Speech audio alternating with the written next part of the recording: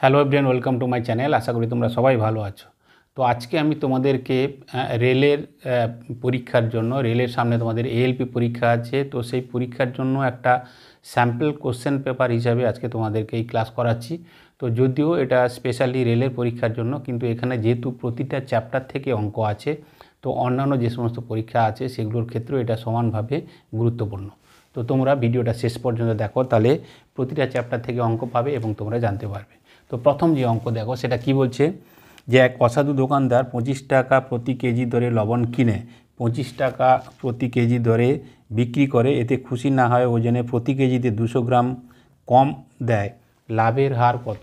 তো দেখো, এই অসাধু ব্যবসায়ী সংক্রান্ত অঙ্ক তোমাদেরকে আগেও একাধিকবার বলেছি, যখন থাকবে সেক্ষেত্রে রেশিও মেথডে করবে। সব থেকে সহজভাবে তোমরা কিন্তু এই ধরনের অঙ্কগুলো করতে পারবে। সেটা হচ্ছে কি, যে কস্ট প্রাইস এবং সেল প্রাইস। প্রথমে কি বলছে না, 25 টাকা কিলো দরে কিনছে এবং 25 টাকা কিলো দরে বিক্রি করছে। এটাকে তোমরা নিতে পারো, নাও নিতে পারো। তারপর কেনার দাম যদি 25 টাকা হয়, বিক্রির দামও কত হচ্ছে না 25 টাকা হচ্ছে। সুতরাং এটাকে তোমরা নিতে পারো, নাও নিতে পারো। আর পরে বলছে যে কিলোতে 200 গ্রাম করে কম ওজন দিচ্ছে। তার মানে ও দেখাচ্ছে যে আমি যখন বিক্রি করছি তোমাকে 1000 গ্রাম দিচ্ছি, কিন্তু আসলে ও দিচ্ছে কত না 800 গ্রাম দিচ্ছে। তো এই যে রেশিও, এই রেশিওর সাহায্যে করলে আমরা সহজেই সলভ করতে পারবো। এখানে দেখো, এই 25 টাকা দিয়ে কিনছে, 25 টাকা দিয়ে বিক্রি করছে, তো দুদিকে 25 কমিয়ে দেবো, বা এটা না নিলেও আমাদের চলবে, শুধুমাত্র এটাকেই নিতে হবে। 800 গ্রাম দিচ্ছে, 1000 গ্রামের দাম নিচ্ছে, তাহলে এক্ষেত্রে কী হবে, দুটো শূন্য কাটছে, এখানে দুটো শূন্য, আর 2 দিয়ে কাটলে কত হবে, এটা 4 হবে, আর এটা কত হবে 5 হবে। তার মানে এদের মধ্যে রেশিও কত হচ্ছে না 4:5। তার মানে 4 টাকা যদি কস্ট প্রাইস হয়, 5 টাকা হচ্ছে কি না বিক্রয় মূল্য বা এসপি, সেল প্রাইস। তাহলে এক্ষেত্রে লাভ কত হচ্ছে, 1 টাকা লাভ হচ্ছে। কার উপরে না, যখন ক্রয় মূল্য হচ্ছে 4 টাকা। তাহলে শতকরা হার কত হবে, 100 দিয়ে আমরা গুণ করে দেবো। তো এক্ষেত্রে কত হবে না 25 হবে।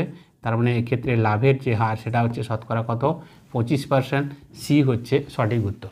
তো তোমরা প্রতিটা অঙ্ক তোমরা নিজেরা করো, দেখো যে যতগুলো অঙ্ক আছে তার মধ্যে তুমি কতগুলো ঠিক করতে পারছো।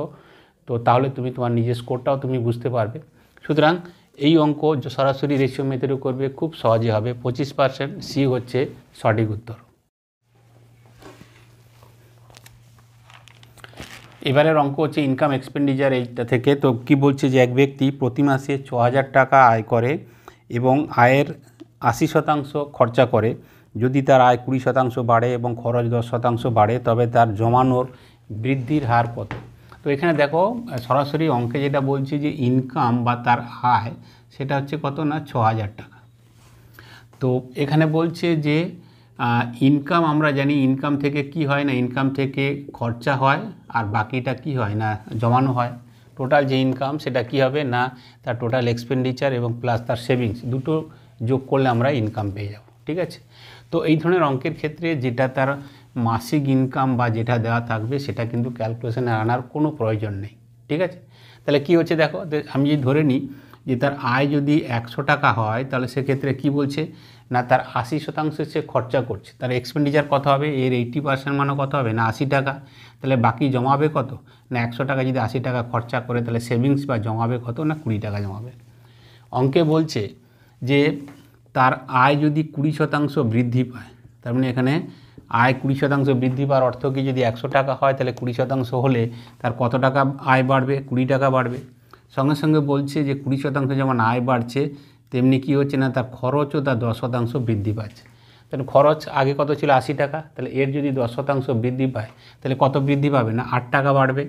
তাহলে দেখো, এখন ইনকামে বেড়েছে 20 টাকা, খরচা করেছে 8 টাকা, তাহলে বাকি টাকা কি হবে, জমাবে কত না 20 - 8। তাহলে সেক্ষেত্রে সে জমাবে কত না 12 টাকা। তার কারণ কি না এই দুটোকে যোগ করলেই তো আমার কি হচ্ছে না ইনকাম হচ্ছে।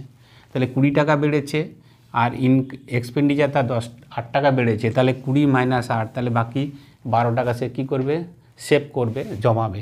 তাহলে এখানে দেখো, আগে ছিল 20 টাকা ছিল জমানো, আর এখন জমাচ্ছে কত না 12 টাকা। বলছে যে তার জমানোর বৃদ্ধির হার কত। তাহলে দেখো, এই যে 12 টাকা কততে না অরিজিনাল ছিল 20 টাকা, তাহলে বৃদ্ধির হার যখন বলবে তখন আমরা 100 দিয়ে আমরা সরাসরি গুণ করে দেবো।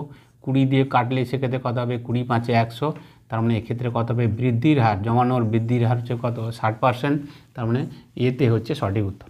অঙ্কগুলোকে একদম সহজভাবে বুঝে বুঝে করবে এবং এই ধরনের অঙ্ক যখনই থাকবে সেক্ষেত্রে প্র্যাকটিসে থাকলে আমরা কিন্তু সরাসরি আমরা এই ধরনের অঙ্ক করতে পারবো। অঙ্ক ভালো লাগলে লাইক করো, বন্ধুদেরকে তোমরা শেয়ার করে দিও, তাহলে তারাও জানতে পারবে, শিখতে পারবে। আর এই ধরনের অঙ্ক আমি আবারও বলছি যে সরাসরি করার চেষ্টা করো প্রতিটা অঙ্ক, এবং দেখে নাও যে ক্লাসের শেষে তুমি কতগুলো অঙ্ক ঠিক করতে পেরেছো, তাহলে তুমি তোমার নিজের স্কোরটা জানতে পারবে। এবারের অঙ্ক সরল সুদ চ্যাপ্টার থেকে। অঙ্কে বলছে অমিত কিছু টাকা 8% সরল সুদে 5 বছরের জন্য বিনিয়োগ করে, বাকি টাকা যা প্রথমটির 4 গুণ 5% সরল সুদে 7 বছরের জন্য বিনিয়োগ করে। যদি সে 1620 টাকা মোট সুদ পায় তবে 5% সুদে কত টাকা বিনিয়োগ করেছিল। তাহলে দেখো টাকাটাকে তার কাছে যা টাকা ছিল দুটো ভাগে ভাগ করেছে এবং সুদ টোটাল পেয়েছে। তাহলে আমি ধরে নিই যে একটা হচ্ছে সিম্পল ইন্টারেস্ট, একটা আছে 1 নম্বর, এবং আর একটা হচ্ছে সিম্পল ইন্টারেস্ট, এটা কত না 2 নম্বর। তো দুটো টাইপেরই দু জায়গায় সে বিনিয়োগ করেছে। তো প্রথমটার ক্ষেত্রে বলছে সেটা কি না, এখানে একটা জিনিস বলছে যে প্রথমে যেটা করেছে দ্বিতীয়টা যেটা করেছে সেটা হচ্ছে প্রথমটির 4 গুণ। তার মানে দেখো যে প্রথমটার 4 গুণ, তার মানে এটাকে যদি ধরে নিই এটা হচ্ছে 100 টাকা, তাহলে দ্বিতীয়টার ক্ষেত্রে কত হয়ে যাবে না 400 টাকা হবে। বলছে পরে যেটা করেছে সেটা প্রথমটার 4 গুণ, তার মানে এটা প্রথমটা যদি 100 টাকা হয় তাহলে দ্বিতীয়টাতে সে কত করেছে না 400 টাকা বিনিয়োগ করেছে। এবার বলছে প্রথমটার ক্ষেত্রে সুদের হার কত না 8% 5 বছরের জন্য। তাহলে দেখো 8% যদি 5 বছরের জন্য হয় তাহলে সেক্ষেত্রে 1 বছরে করলে কত হবে না 8 5 40% হয়ে যাবে। তাহলে এখানে আমরা 100 বা 400 তো নয়, আমি ধরলাম এটা আছে 100x টাকা বিনিয়োগ করেছে, তাহলে সেক্ষেত্রে কত 40% হবে 5 বছরে, তাহলে সেক্ষেত্রে 40% মানে 40/100।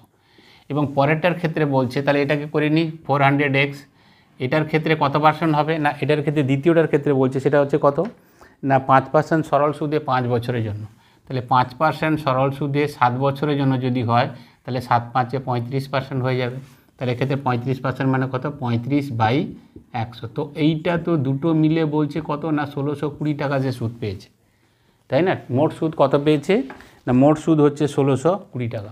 তাহলে সেক্ষেত্রে প্রশ্নে বলছে যে 5%-এ সে কত টাকা বিনিয়োগ করেছিল। 5% মানে কি না দ্বিতীয়টা সে কত টাকা বিনিয়োগ করেছিল, এটাই আমাকে প্রশ্নে জানতে চেয়েছে। তাহলে এটাকে আমরা সলভ করে নিই। সেটা হচ্ছে দেখো 100 100 কেটে যাবে, এখানে 100 আর দুটো শূন্য কাটলাম, তাহলে কত হবে না এটা হচ্ছে 40x প্লাস এখানে কত হবে না 35 4-এ তো কত হবে না 140x, এটা সমান হচ্ছে কত 1620 টাকা। তার মানে 180x সমান হচ্ছে কত 1620 টাকা।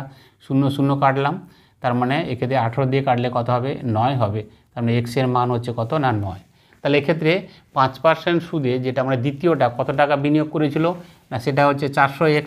তাহলে সেই যে ফিগারটা বা যে অ্যান্সারটা হবে সেটা কত হবে না 400x মানে কত x এর মান তো 9 বেরিয়ে গেছে, তাহলে 400 গুণিতক 9, তো সেক্ষেত্রে আমার উত্তর কত হবে না 3600 টাকা। 3600 টাকা, তার মানে এক্ষেত্রে ডিতে যেটা দেওয়া আছে সেটা হচ্ছে সঠিক উত্তর। কী হবে না সরল সুদের ক্ষেত্রে সরাসরি আমরা যেটা দিয়েছে এটার ক্ষেত্রে দিয়েছিল 8% 5 বছরের জন্য, তাহলে 1 বছরে কত হবে না 8 5 40% সরাসরি করলাম। 100x যদি হয় তাহলে 40/100। আর এটার ক্ষেত্রে বলেছিল 5% 7 বছরের জন্য, তাহলে 1 বছর হিসাবে করলে কত হবে 7 5 35%, তাহলে 35% মানে 35/100। তো সেক্ষেত্রে আমাদের 2 নম্বরে যেটা ছিল মানে 5% সুদে 2 নম্বরেরটাই, তাহলে সেটা 400x ছিল, x এর মান যেহেতু 9, তাহলে সেক্ষেত্রে উত্তর কত হবে 400 গুণিতক 9, তো 3600 টাকা বিনিয়োগ করেছিল। এবারে যে অঙ্ক সেটা হচ্ছে চক্রবৃদ্ধি সুদ। এখান থেকে বলছে যদি 16,000 টাকা 2/5 অংশ 10% চক্রবৃদ্ধি সুদে এবং বাকি টাকা 12% চক্রবৃদ্ধি সুদে 2 বছরে বিনিয়োগ করলে মোট সুদ কত হবে। তো টোটাল টাকাটা ঠিক আছে দুটো ভাগে ভাগ হয়েছে, টোটাল টাকা এখানে কত বলছে না 16,000 টাকা হচ্ছে টোটালটা। প্রথম যেটা সেটার ক্ষেত্রে কত বলছে না এর 2/5 অংশ, তো 2/5 যদি হয় তাহলে 5 দিয়ে কাটলে এক্ষেত্রে কত হবে 5 2 5 3 15, 5 2 10 3200, তো 32 গুণিত 2, তো সেক্ষেত্রে কত হবে না 6400। প্রথমটার ক্ষেত্রে 6400, তাহলে পরেরটা কি হবে না 10,000 থাকে। তাহলে আমরা একটা দেখে নিই যে প্রথমটা হচ্ছে 6,400 টাকা, আর দ্বিতীয়টা সেটা কত হবে না 16,000 থেকে 6,400 যদি চলে যায় তাহলে সেক্ষেত্রে কত হবে না 9,600 টাকা। তো আরেকটা হচ্ছে কত না 9,600 টাকা।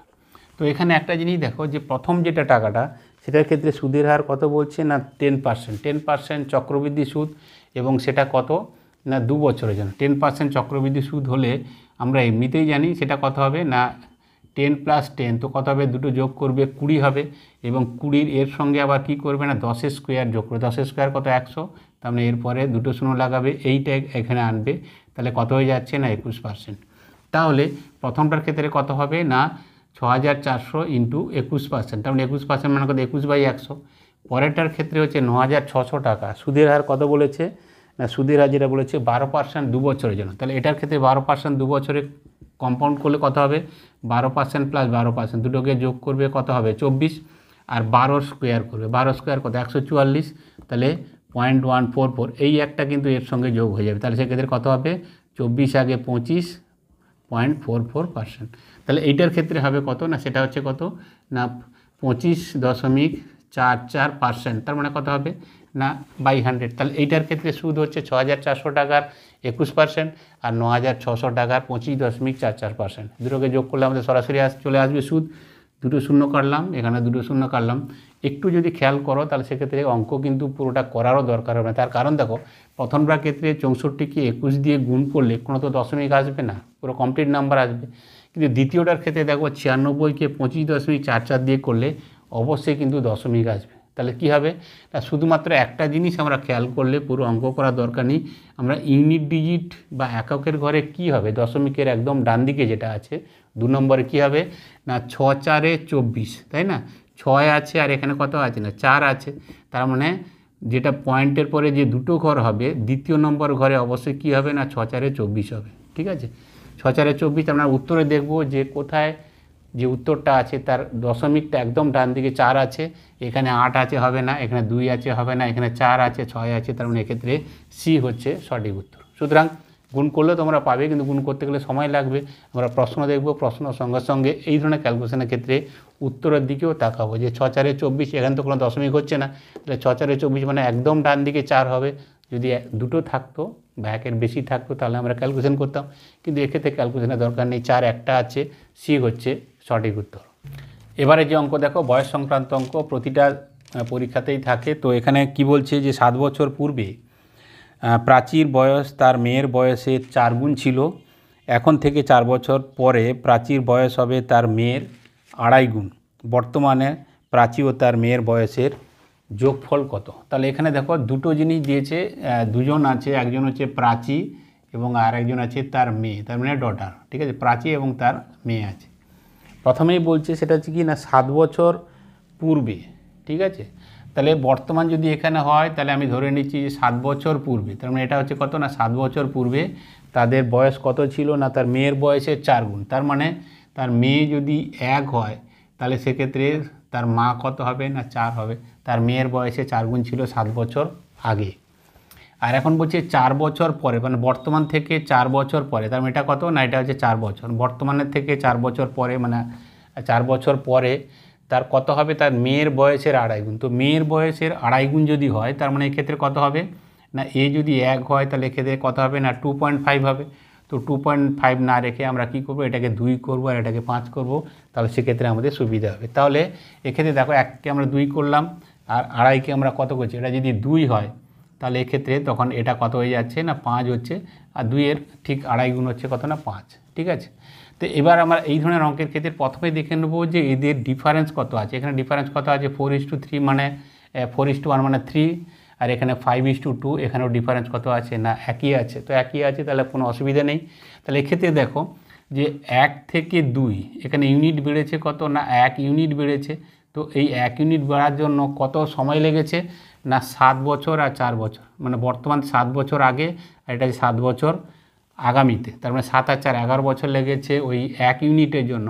তাহলে এক্ষেত্রে দুজনের বয়স কত আছে না 7 বছর আগে যদি ধরি তাহলে সেক্ষেত্রে এর 1 ইউনিট মানে এর তো 1 ইউনিট মানে 11 বছর, আর এর ক্ষেত্রে 4 ইউনিট মানে এক্ষেত্রে কত হবে না 11 4 44। কিন্তু আমাদের জানতে চেয়েছে বর্তমান কত, তো এটা হচ্ছে 7 বছর আগের, তাহলে বর্তমান কত হবে না এর সঙ্গে 7 আমরা যোগ করে দেবো। তাহলে এর সঙ্গে 7 যোগ করলে কত হবে 11 7 18, আর এর সঙ্গে যদি আমরা 7 যোগ করে দিই তাহলে 44 সাথে সেক্ষেত্রে কত হয়ে যাবে না 51। তাহলে দুজনের যে বয়সের সমষ্টি বলেছে সেটা কত হবে না 51 বছর প্লাস 18 বছর। তো সেক্ষেত্রে আমার উত্তর হয়ে যাবে কত 69 বছর। ঠিক আছে, কোথায় আছে বিতে আছে। সুতরাং বয়স সংক্রান্ত অঙ্ক প্রতিটা পরীক্ষাতেই থাকে। সরাসরি করবে 7 বছর আগে এবং এটা 4 বছর পরে। তো সেখানে ডিফারেন্স কত হচ্ছে না, যে 1 ইউনিট 7 আর 4 11, তার মানে 1 ইউনিটের মান যদি 11 হয়, এখানে 1 ইউনিট মানে 11, 4 ইউনিট মানে 44। এটা হচ্ছে 7 বছর আগে, তাহলে বর্তমান কত হবে 7 যোগ করে ফেলবো। তো দুজনের বয়সের সমষ্টি 51 + 18, তো সেক্ষেত্রে উত্তর কত 69, বি হচ্ছে সঠিক উত্তর। এবারের অঙ্ক কিন্তু ইম্পর্টেন্ট অঙ্ক, দেখে নিই আমরা প্রথমে কি বলছে, যে এ বি ও সি এর মাসিক আয়ের অনুপাত 2:9:3 এবং তাদের ব্যয়ের অনুপাত 3:9:5। যদি এ তার আয়ের অর্ধেক জমায় তবে এ বি ও সি এর জমার অনুপাত কত। তাহলে দেখো এখানে আয় ব্যয় সংক্রান্ত, তো তিনজন এখানে আছে, তিনজন হচ্ছে কার কার দিয়েছে, এ দিয়েছে, বি এবং সি। এদের কি দিয়েছে না ইনকাম বা আয়ের অনুপাত দিয়েছে। ইনকামের বা আয়ের কত করছে সেটা হচ্ছে কত না 2:9:3, 2:9 কত 3, তার মানে এরা হচ্ছে এদের ইনকাম হচ্ছে কত 2:9:3। এবং সঙ্গে সঙ্গে বলছে যে তাদের যে ব্যয়ের অনুপাত, তার মানে ব্যয় বলতে কি না, ব্যয় মানে এক্সপেন্ডিচার, এটা হচ্ছে আয় করছে এবং এটা হচ্ছে ব্যয় করছে। ব্যয়ের অনুপাত কত না 3:9:5, 3:9 কত 5। তাহলে এখান থেকে একটা জিনিস আমরা জানি যে সেটা হচ্ছে কত না, ইনকাম থেকে যদি এক্সপেন্ডিচার বাদ দিই বা আয় থেকে যদি ব্যয় বাদ দিই, তাহলে আমাদের কি থাকবে না সেভিংস থাকবে, মানে জমা হচ্ছে, কত জমাচ্ছে। তো প্রশ্নে দিয়েছে যে এ তার আয়ের অর্ধেক জমায় তবে এ বি ও সি এর জমার অনুপাত কত, মানে আমাকে জমার অনুপাত জানতে চেয়েছে। জমা মানে কি সেভিং, কতটা সেভ করছে ওরা, ঠিক আছে। তো এই অঙ্কের ক্ষেত্রে একটা ক্লু দিয়েছে, সেটা হচ্ছে কি যে এ সে তার আয়ের অর্ধেক জমাচ্ছে। তো একটা জিনিস খেয়াল রাখবে যে তুমি তোমার ইনকামের যা আয় করছো তার যদি অর্ধেক জমাও, তাহলে বাকি অর্ধেক তুমি কি করবে, অবশ্যই কি করবে, খরচা করবে, তাই না। এখানে প্রশ্ন দিয়েছে যে এ তার আয়ের অর্ধেক জমাচ্ছে, তাহলে অর্ধেক যদি জমায় তাহলে কি করে, বাকি অর্ধেকটা সে নিশ্চয়ই খরচা করছে, তাই না। তার মানে এক্ষেত্রে যে 2 টাকা আয় করলে 1 টাকা সে খরচা করছে আর 1 টাকা সে জমাচ্ছে। 1 টাকা জমাচ্ছে মানে ঠিক সমপরিমাণ সে কী করছে, খরচা করছে। তো এখানে এর ক্ষেত্রে যদি আমরা খেয়াল করি, সে খরচা করছে কত 3 টাকা, তার মানে আয়ও করবে কত, জমাবেও কত না 3 টাকা, তাই না। বলছে যে তার আয়ের অর্ধেক জমাচ্ছে, তাহলে অর্ধেক জমাচ্ছে মানে অর্ধেক খরচা করছে। তো খরচা যেটা করছে, খরচা এবং জমানো দুটো সমান হবে। তো খরচা যদি 3 টাকা করে তাহলে সে জমাবে কত না 3 টাকা। কিন্তু এখানে একটা জিনিস দেখো, আমরা জানি যে এক্সপেন্ডিচার এবং সেভিংস বা খরচা এবং জমানো দুটোকে যোগ করে তবেই তো তার আয়ের সঙ্গে সমান হবে। কিন্তু এখানে আমরা যোগ করে দেখছি 3 আর 3 6, কিন্তু এখানে আছে কত না 2 আছে, তা তো হবে না। তাহলে কী করতে হবে, এটাকেও 6 করতে হবে। তো এটাকে যদি 6 করতে হয় তাহলে কী হবে, এটাকে 3 দিয়ে গুণ করব, প্রতিটাকে আমাকে 3 দিয়ে গুণ করতে হবে। যখন একটা অনুপাতকে করব শুধু ওকেই করলে হবে না, পুরোটাকেই আমাকে করতে হবে। তাহলে কত হচ্ছে দেখো, এখানে 3 2 3 6, তো 6-এর মধ্যে কী করছে 3 টাকা জমাচ্ছে আর 3 টাকা সে খরচা করছে, একদম মিলেছে, ঠিক আছে। আর এখানে কত হবে দেখো না, এখানে যেটা আছে 9 3 27 টাকা ইনকাম করছে, 27 থেকে 9 টাকা সে ব্যয় করছে, তাহলে জমাবে কত না 18 টাকা। আর সি এর ক্ষেত্রে 3 3 9 টাকা আয় করছে, 5 টাকা সে খরচা করে দিচ্ছে, তাহলে 9 থেকে 5 গেলে সে জমাবে কত না 4 টাকা। তাহলে এদের যে জমানোর যে অনুপাত তিনজনের এ বি এবং সি, সেটা কত এসছে না 3:18:4। কোথায় আছে না সিতে আছে। ইম্পর্টেন্ট অঙ্ক, প্র্যাকটিসে রাখবে, তাহলে সেক্ষেত্রে এই ধরনের অঙ্ক খুব সহজে কিন্তু হবে। ক্লু শুধু এইটুকু বলেছিল যে এ কতটা জমাচ্ছে না, তার আয় যা করছে তার অর্ধেক জমাচ্ছে। তো অর্ধেক জমায় যদি, তাহলে বাকি অর্ধেক সে কী করবে, খরচা করবে। তাহলে এখানে খরচা যদি 3 টাকা হয় তাহলে সে জমানোও 3 টাকা হবে। 3 3 6 টাকা, কিন্তু বলছে তো আয় 2 টাকা, তাহলে এই 2 টাকাকে আমাকে 6 টাকা করতে হবে। 6 করার অর্থ হচ্ছে কি, একে 3 দিয়ে গুণ করলে হবে, তো 3 দিয়ে আমি পুরোটাকেই গুণ করবো, তাহলে আমার কিন্তু উত্তর ঠিক হবে। তো সরাসরি আমরা এদের এলাম, এটাকে ছোটো করা যাবে না, 3:18:4, সি হচ্ছে সঠিক উত্তর। এবারে যে অঙ্ক, এটা মিশ্রণ চ্যাপ্টার থেকে নেওয়া, বলছে আম এবং জলকে 9:7 অনুপাতে মিশিয়ে শরবত বানানো হয়। যদি 160 লিটার শরবতের সঙ্গে x লিটার জল ও 3x লিটার আম মেশানো হয়, তবে নতুন অনুপাত হয় 13:14। নতুন মিশ্রণে মোট পরিমাণ কত। তার মানে নতুন যে মিশ্রণটা হবে মেশানোর পরে, সেখানে টোটাল যে পরিমাণটা কত লিটার হবে সেটা আমাকে জানতে চেয়েছে।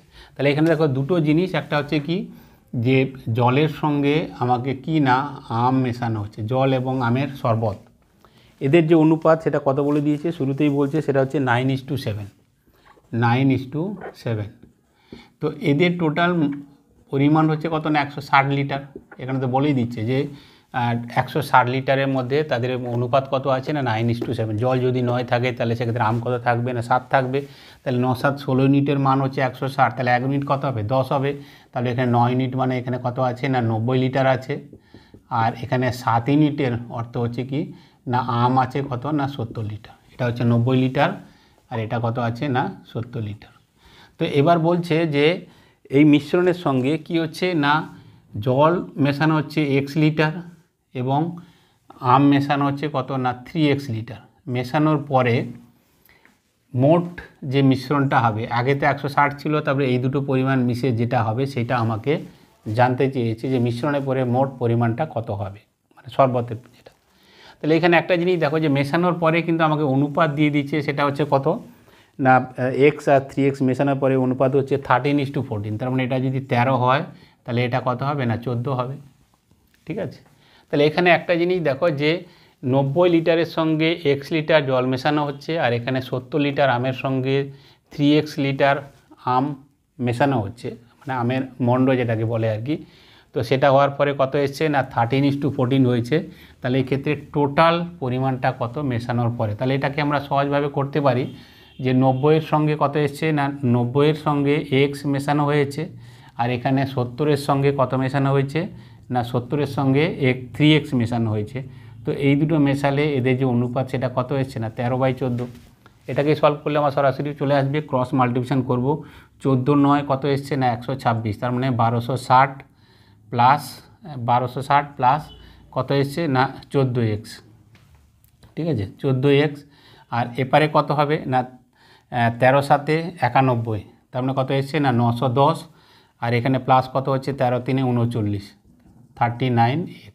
তাহলে দেখো 1260 থেকে যদি 910 চলে যায় তাহলে কত হবে, হ্যাঁ 900 গেলে কত হয়েছে না 350 প্লাস 39 থেকে যদি 14 চলে যায় তাহলে সেক্ষেত্রে আমরা ওপারে নিয়ে নেব।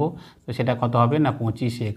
25 দিয়ে যদি কাটি তাহলে সে 25 একে 25 আর 25 4 100, তার মানে এক্সের মান কত হয়ে যাচ্ছে না 14 হয়ে যাচ্ছে।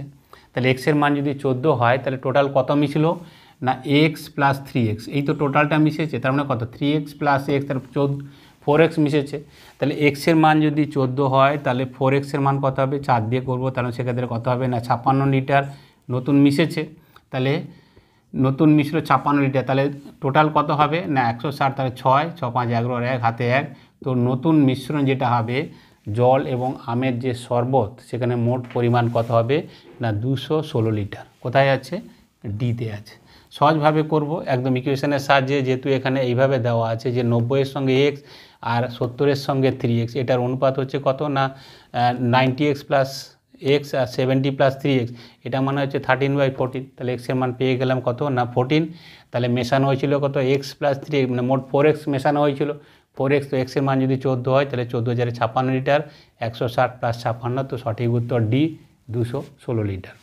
এবারে যে অঙ্ক দেখো টাইম অ্যান্ড ওয়ার্ক এই চ্যাপ্টার থেকে নেওয়া। অঙ্কে বলছে যে বরুণ এবং রাজু একটি কাজ 40 ঘন্টায় করে, বরুণ একা 50 ঘন্টায় করে, রাজু একা করলে কত ঘন্টা লাগবে। তাহলে দেখো খুব সহজ প্রশ্ন। এখানে বলছে কি যে প্রথমেই দিয়েছে কার কার কথা বলেছে বরুণ এবং রাজু।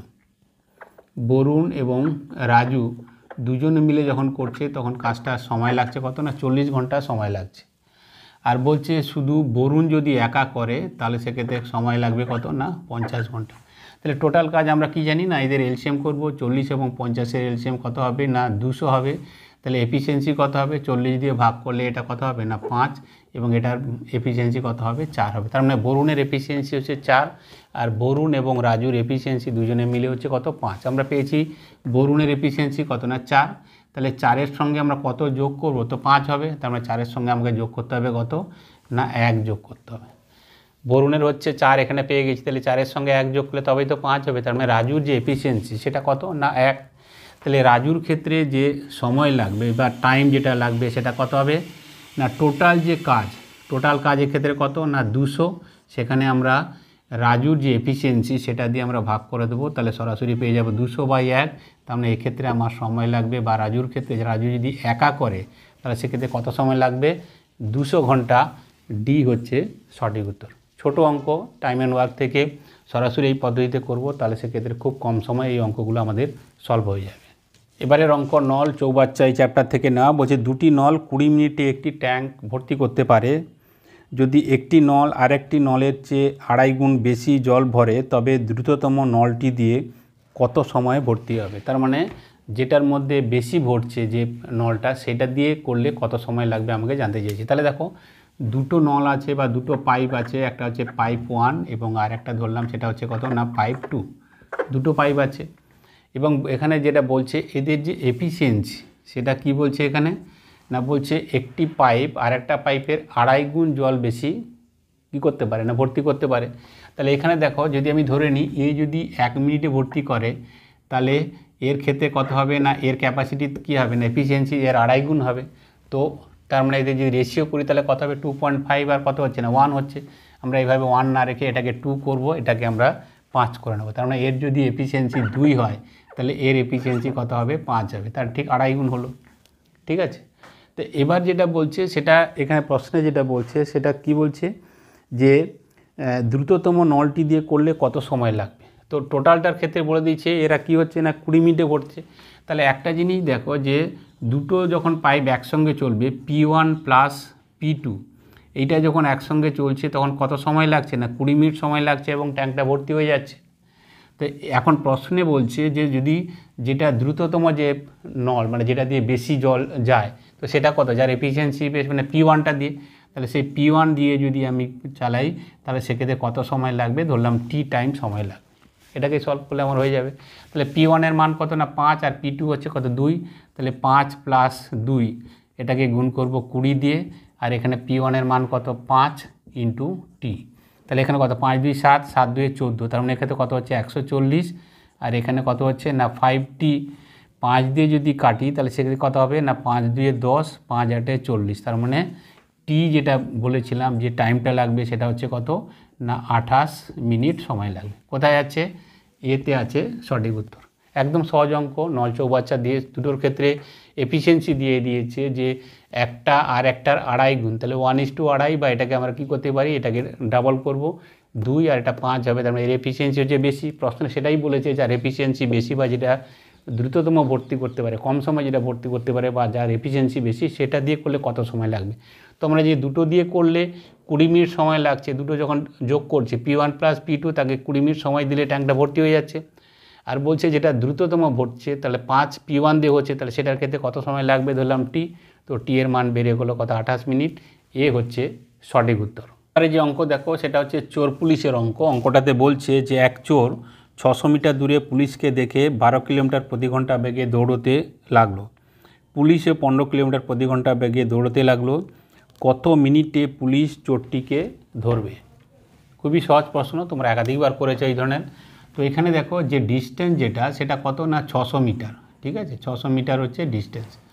তো চোর রয়েছে এখানে, ঠিক আছে, আর পুলিশ রয়েছে এই জায়গায়। তো পুলিশকে দেখে চোর দৌড়তে শুরু করলো এবং তার যে স্পিড সেটা কত না 12 কিলোমিটার পার আওয়ার হচ্ছে তার স্পিড। তো পুলিশও দৌড়তে শুরু করলো এবং একটা সময় এসে সে চোরটাকে ধরে ফেলবে এবং এর যে স্পিড সেটা হচ্ছে কত না 15 কিলোমিটার পার আওয়ার। তাহলে এখন প্রশ্ন হচ্ছে এই যে কত সময় মানে কত, প্রশ্নে কিন্তু খেয়াল লাগে করবে সেটা হচ্ছে কি বলছে কত মিনিটে চোরটিকে ধরে ফেলবে। ঠিক আছে, তাহলে এখানে দেখো এই 600 মিটার গ্যাপটাকেই কমাতে হবে। তো এক্ষেত্রে আমরা জানি যে সময় যেটা লাগবে, সময় সমান কি না ডিস্টেন্স ডিভাইডেড বাই স্পিড, তাই না? এটাই হচ্ছে আমাদের ফর্মুলার মধ্যে থাকে। সময় কী করবো, টোটাল দূরত্বকে যদি আমি বেগ দিয়ে ভাগ করি তাহলে হবে। তাহলে এক্ষেত্রে দেখো যে দূরত্ব তো আমরা জানি সেটা কত না 600 মিটারটাকে কভার করতে হবে। তো এক্ষেত্রে স্পিড বা বেগ কত হবে, যেহেতু দুটোরই দিক হচ্ছে একই দিকে, তাই না, এটাও যেদিকে যাচ্ছে এও একই দিকে যাচ্ছে, তো দিক যদি বা ডিরেকশান যদি একই দিকে হয় তাহলে সেক্ষেত্রে কী হবে না গতিবেগ মাইনাস হয়ে যাবে, তার মানে 15 মাইনাস 12। তো এক্ষেত্রে আমরা ধরবো কত না 3 কিলোমিটার পার আওয়ার হচ্ছে বেগ, যেহেতু ডিস্টেন্স বা ডিরেক্টর কী হচ্ছে না ডিরেকশান যেটা সেটা হচ্ছে একই দিকে যাচ্ছে। তাহলে এক্ষেত্রে কী হবে 15 মাইনাস 12, তো আমরা কী করবো না 3 দিয়ে আমরা ভাগ করব। কিন্তু একটা জিনিস খেয়াল করবে, এটা হচ্ছে কিলোমিটার পার আওয়ার, এটাও kilometre per hour, 3 kilometre per hour, কিন্তু এখানে যেটা আছে সেটা হচ্ছে কত না 600 মিটার। তাহলে এটাকে মিটার পার সেকেন্ডে কনভার্ট করব। তার জন্য আমরা জানি সেটা কী করতে হবে না 5/18 দিয়ে আমাকে ভাগ করতে হবে। তো এখানে কী হবে 18টা উপরে চলে যাবে, তার মানে 600 × 18 আর নিচে কত আসবে না 3 × 5। তো এটাকে যদি সলভ করি তাহলে কিন্তু যে উত্তর বেরোবে সেটা কিন্তু ভুল উত্তর বেরোবে। তার কারণ প্রশ্নে যেটা দিয়েছে যে পুলিশ কত মিনিটে চোরটিকে ধরবে, তার মানে যে উত্তরটা বেরোবে সেগুলো কিন্তু তার ইউনিট কি হতে হবে বা একক হতে হবে, মিনিটে হবে। কিন্তু এখানে যেটা বেরোচ্ছে সেটা হচ্ছে কি না সেকেন্ডে বেরোচ্ছে। তাহলে সেকেন্ডটাকে যদি মিনিটে কনভার্ট করতে যাই তাহলে সেক্ষেত্রে কী করতে হবে না একে আবার 60 দিয়ে আমাকে ভাগ করে দিতে হবে। তাহলে নিচে আমি কী করলাম না × 60 লিখলাম। এটাকে সলভ করলে হবে কত হবে এখানে না 10 হবে, 5 দিয়ে কাটলে এখানে 2 হবে, 3 দিয়ে কাটলে কত হবে 6। তার মানে এক্ষেত্রে কত হয়ে যাচ্ছে না 6 × 2 = 12 মিনিট হবে। ইউনিটটা কী হবে না মিনিট, প্রশ্নে তো দিয়ে দিয়েছে কত মিনিট লাগবে 12 মিনিট লাগবে। তার মানে এক্ষেত্রে বিতে যেটা দেওয়া আছে সেটা হচ্ছে সঠিক উত্তর। তো অঙ্ক একদম ছকে করবে যে প্রতিটা অঙ্ক আমরা যখন চোর পুলিশের ক্ষেত্রে করেছি ঠিক একই রকমভাবে, বা এখানে যে একাধিক চ্যাপ্টার থেকে আমরা করলাম প্রতিটা অঙ্ক কিন্তু তার যে পদ্ধতি সেটা কিন্তু নির্দিষ্ট রাখতে হবে। তাহলে কি হবে তুমি আজকে একটা পদ্ধতি করলে কালকে ঠিক একই অঙ্ক আরেকটা পদ্ধতিতে করলে তাহলে কিন্তু মুশকিল হবে। তো আজকে একাধিক চ্যাপ্টার থেকে করলাম। তো তোমাদের যেমন রেলের পরীক্ষার ক্ষেত্রে যদিও পার্টিকুলারলি করলাম, কিন্তু এই ধরনের অঙ্ক কিন্তু একাধিক যে সমস্ত পরীক্ষাগুলো আছে রেলের অন্যান্য পরীক্ষা বলো বা পিএসসিরও বিভিন্ন পরীক্ষাগুলো এই ধরনের প্রশ্নও কিন্তু আসে। তো তোমরা প্র্যাকটিস করবে তাহলে তোমাদের কাজে লাগবে। তো আজকের ক্লাস যদি ভালো হয় তাহলে লাইক করো, বন্ধুদেরকে শেয়ার করে দিও। আর হ্যাঁ, যারা নতুন দেখছো তোমাদের যদি ক্লাস ভালো লাগে বা এই ধরনের ক্লাস পেতে চাও তাহলে চ্যানেলটাকে সাবস্ক্রাইব করে নোটিফিকেশান অল করে দিও। তাহলে আজ এই পর্যন্ত, দেখা হবে নেক্সট ক্লাসে।